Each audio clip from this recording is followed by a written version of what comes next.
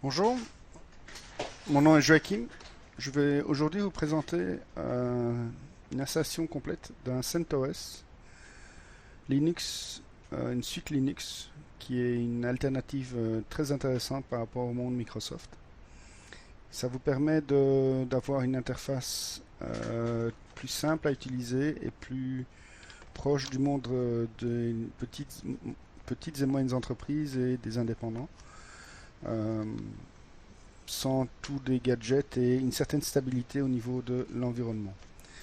Je vais vous juste cette vidéo vous permet juste de vous faire une idée de l'environnement et dans une autre vidéo je vous montrerai comment faire l'installation et vous montrer comment préparer une installation pour une machine quelconque même si si elle est âgée de 5 ans ou plus.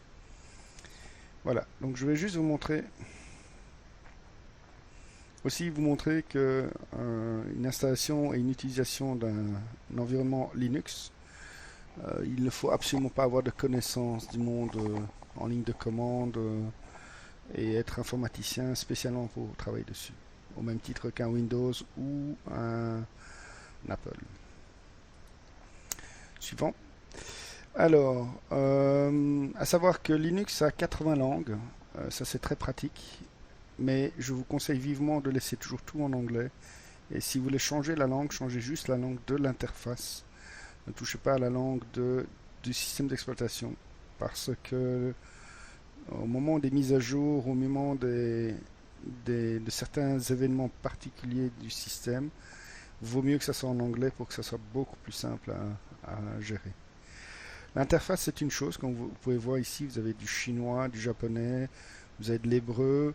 Des clients néerlandophones ont beaucoup utilisé l'interface juste néerlandophone.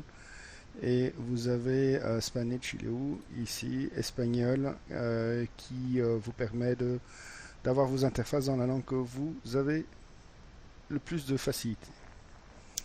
Donc moi, je vais choisir anglais. Alors, ce qui est très important également, c'est votre clavier. Donc, il est important de sélectionner le type de clavier que vous avez. Il dépend de la région dans laquelle vous êtes. Si vous êtes en Suisse, en français, en Suisse, en anglais, en allemand, pardon, États-Unis. États-Unis international permet d'avoir le clavier QWERTY international, entre autres pour les anglophones canadiens. Il existe un clavier, voilà, il est là, le clavier French Canada. Et moi, je suis d'origine belge, donc je prends le clavier belge. Je fais suivant. Pourquoi choisir le clavier? Ça dépend des touches sur votre clavier, donc ça vous permet d'avoir le A à la bonne place. Comme je vous ai dit, c'est une installation pour une machine de bureau. Donc suivez bien les instructions pour ne pas vous retrouver sur des environnements ou des configurations qui n'ont pas lieu d'être et qui sont un peu plus complexes à configurer. Voilà. Donc là, on va démarrer l'installation. Je lui donne un nom. Je vais l'appeler CentOS-Labo. Labo, voilà. Alors, certains de mes confrères vont vous dire, oui, faites l'installation jusqu'à la fin et puis vous allez la configurer. Par expérience, vous allez voir que c'est plus compliqué de le faire à la fin que le faire pendant l'installation parce que les interfaces d'installation sont très bien adaptées et très bien faites justement pour que tous les paramètres les plus importants soient configurés dès l'installation. Ici en bas à gauche, vous voyez le bouton configuration network, donc configuration du réseau. Vous sélectionnez, vous allez dans éditer. Il y a une seule chose à faire. Donc, comme vous êtes dans votre réseau fermé, vous avez un boîtier qui est un appareil que vous avez reçu de votre opérateur Internet qui vous donne le réseau local interne. Donc, vous n'avez pas besoin de connaître les informations internes. C'est ce qu'on appelle le DHCP. Le DHCP, c'est recevoir automatiquement tous les paramètres réseau sans devoir les intégrer en fait. C'est votre réseau qui vous les dit. Vous vous connectez dans votre réseau et votre réseau vous les lit et vous les donne automatiquement et configure automatiquement votre réseau, votre machine, pardon. Donc ne pas toucher à ça. L'autre option possible, c'est manuel. Donc ça c'est déjà pour les gens qui s'y connaissent un peu plus, où là il faut déjà 5-6 paramètres, l'adresse, le masque, la passerelle, les DNS et d'autres paramètres. Par défaut, on laisse toujours en DHCP. Donc ici, pourquoi est-ce que je l'ai dit? Parce qu'il manque juste cette petite coche ici. Votre carte réseau est désactivée et donc juste en cliquant ici, elle s'active automatiquement. Et je fais appliquer.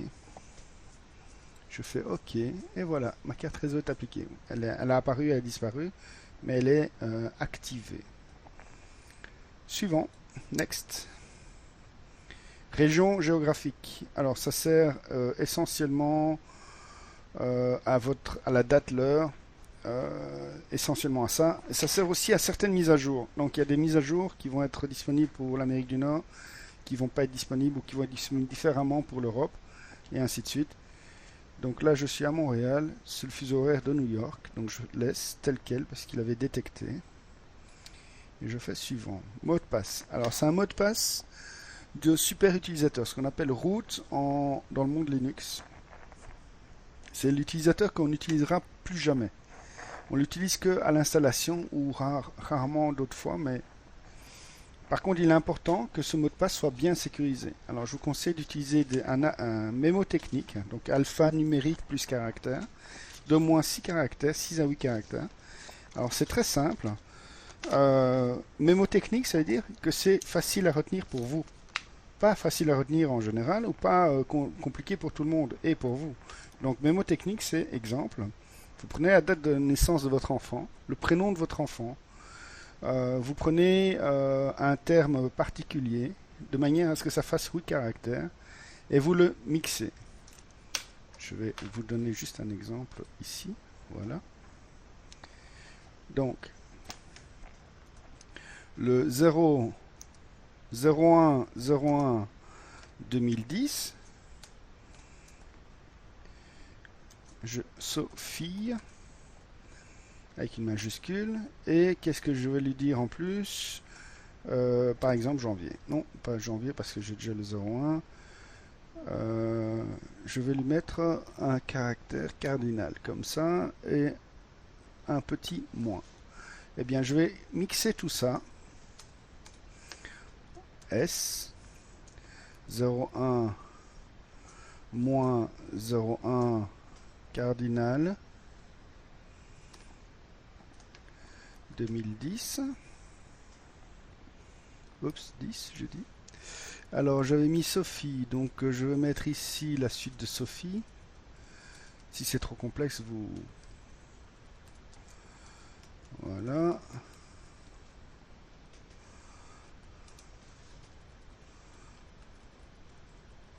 C'est juste pour vous montrer comment est-ce que facilement vous pouvez... Voilà, donc ça c'est top du top. Mais on n'est pas obligé d'aller jusque là. On peut très bien mettre Sophie avec 2 lettres en majuscule. 3 lettres. On va mettre 3 lettres en majuscule. On va mettre à l'avant un cardinal. À l'arrière le moins. Et on va juste enlever les zéros. On va lui dire que c'est 11 2010.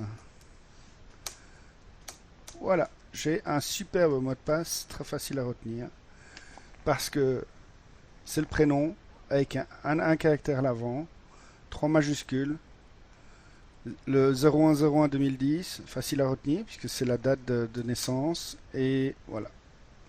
Vous voyez, quelque chose de très très simple. Bien entendu, il y a moyen de faire des mots de passe de ce style-là, je vous garantis, ceci est largement suffisant et largement sécurisé. Ok. Oups, voilà. Pour l'exemple ici, je vais utiliser 1, 2, 3, 4, 5 plus A majuscule. 1, 2, 3, 4, 5 plus A majuscule. Ce qui me permet d'avoir quelque chose de facile. Oui, c'est pas assez sécurisé, mais c'est facile à retenir. Alors,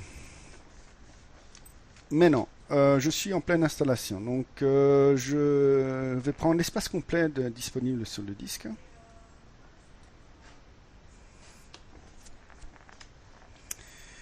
Et je lui dis que OK, tu peux y aller.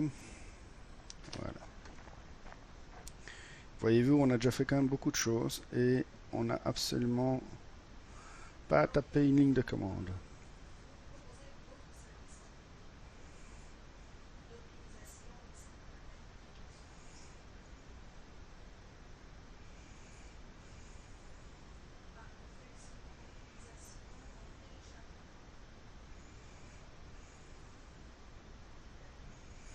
Voilà, donc maintenant on est à cette fameuse fenêtre où on va choisir le type d'installation qu'on va faire. Donc comme on a dit, on va utiliser une plateforme desktop, desktop machine bureau.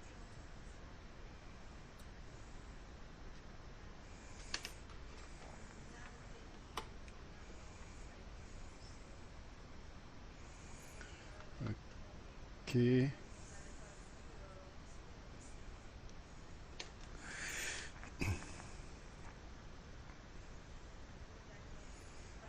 Je vous déconseille d'aller dans les parties euh, détaillées parce que vous allez vous perdre et vous allez devoir installer des tas de logiciels qui sont spécifiquement souvent pour les développeurs. Là, dans l'exemple, on a besoin vraiment d'une interface pour une machine de bureau.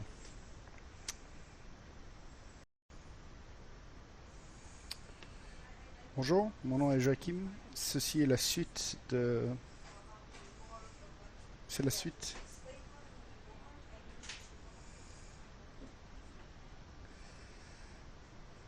Voilà, l'installation est finie. Je vous ai passé les 12 minutes d'attente. Nous sommes à la fin, donc là maintenant, il a fait l'installation de tout l'environnement. J'appuie sur le bouton redémarrer et il va redémarrer.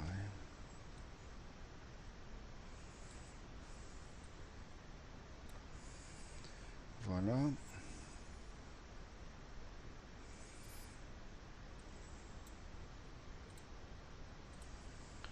J'enlève juste mes fenêtres. Mon seul objectif est de vous montrer vraiment que c'est un bonheur de travailler sous Linux.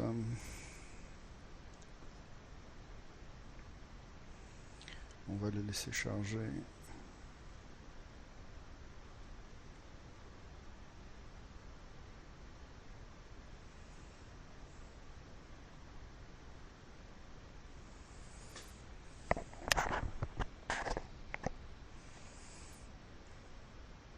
Vous allez pouvoir me laisser des commentaires.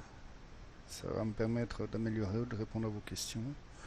Et surtout, inscrivez-vous. Comme ça, dès que vous êtes prêt ou dès que vous avez envie d'aller plus loin, vous allez pouvoir aller voir une autre vidéo qui vous permet de voir exactement toutes les étapes à passer pour monter votre environnement.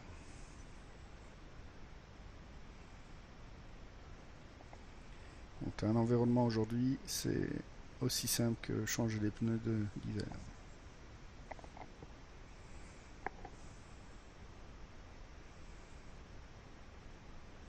Ou de la décoration d'un appartement.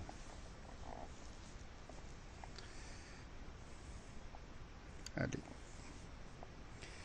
Rappelez-vous, je n'ai mis que 512 de mémoire. Donc c'est juste pour montrer qu'avec très peu de ressources, il est possible d'avoir une machine très très performante. Le but est juste de vous montrer.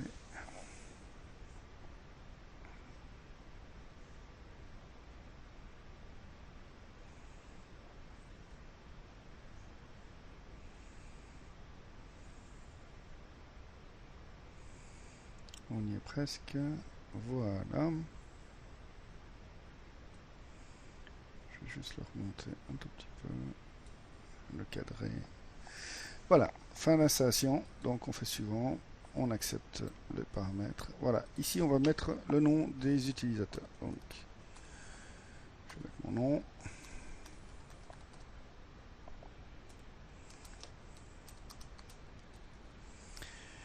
Oups. Donc nom d'utilisateur, nom en entier, ça vous permet de d'avoir votre interface personnalisée.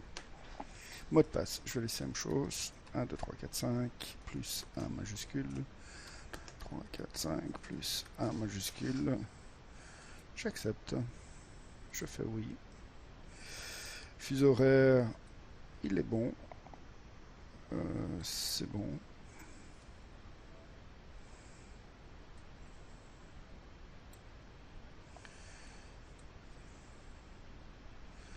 Voilà. On va arriver sur notre interface.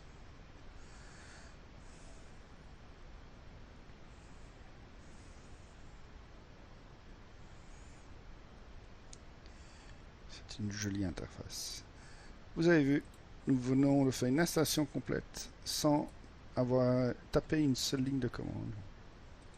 Oups. Alors, 1, 2, 3, 4, 5.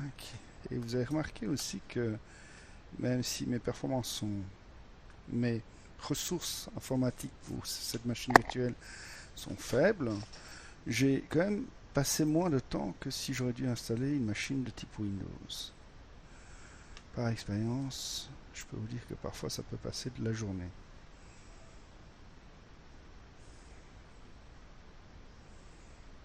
Je regarde juste si ma fenêtre est bien cadrée.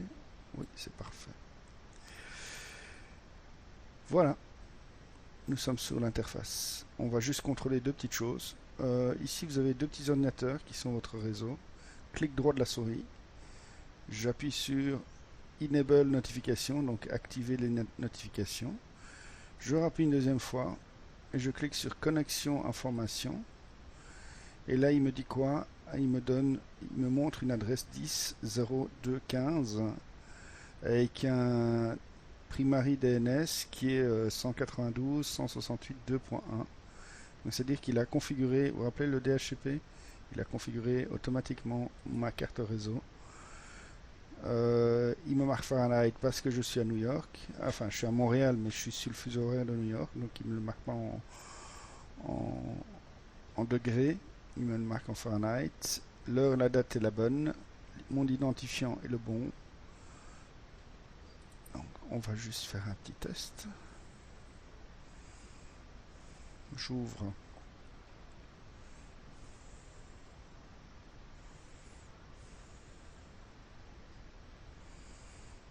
J'ouvre Internet pour voir si j'ai accès à Internet. Bienvenue à Internet. Voilà, il me montre déjà que je suis connecté. Voilà.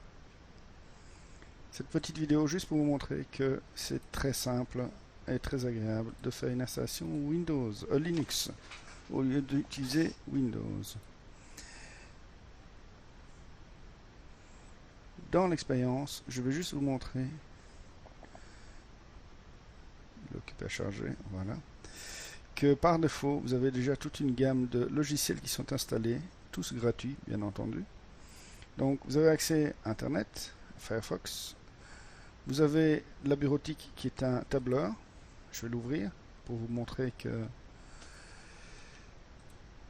la version open source du tableur et du traitement texte n'a rien à envier au monde Microsoft. Au contraire, c'est quand même très très... Voilà. Vous voyez que le tableur, si vous me dites que ça ne ressemble pas à ce qui existe chez Microsoft, je ne vous croirai pas. Donc là, vous voyez bien que tout est très très très très identique. Ah non, c'est pas tout à fait identique, c'est gratuit. Donc voilà, c'est totalement gratuit. Excel, tableur. Et ça, c'est traitement texte. Ah oui, une chose importante. Le monde Microsoft est limité au monde Microsoft et très peu d'exceptions pour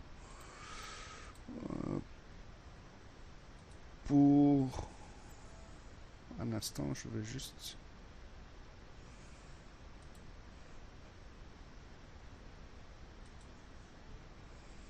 Voilà. Le monde Microsoft est limité aux interfaces et aux extensions Microsoft, à l'avantage du monde Linux qui lui est quand même beaucoup plus agréable parce que, comme vous allez pouvoir voir ici, j'ai toutes les extensions. C'est-à-dire que je peux très bien le faire en Open Office, mais j'ai également de l'XML, Open, du Microsoft Word, toutes les versions. Vous voyez que 97, 2000, XP, 2003. Ici j'ai en DocX, vous voyez le DocX là, 2007, 2010, XML. Vous l'avez en HTML. Et voilà. Et donc vous avez tous les formats. Ce qui est très pratique. Très très pratique. Parce que vous pouvez récupérer vos données que vous avez et les réintégrer. Ce que je ne vous ai pas montré, c'est que ce qui n'existe pas dans le monde Microsoft, il faut le rajouter parce que ce n'est pas par défaut.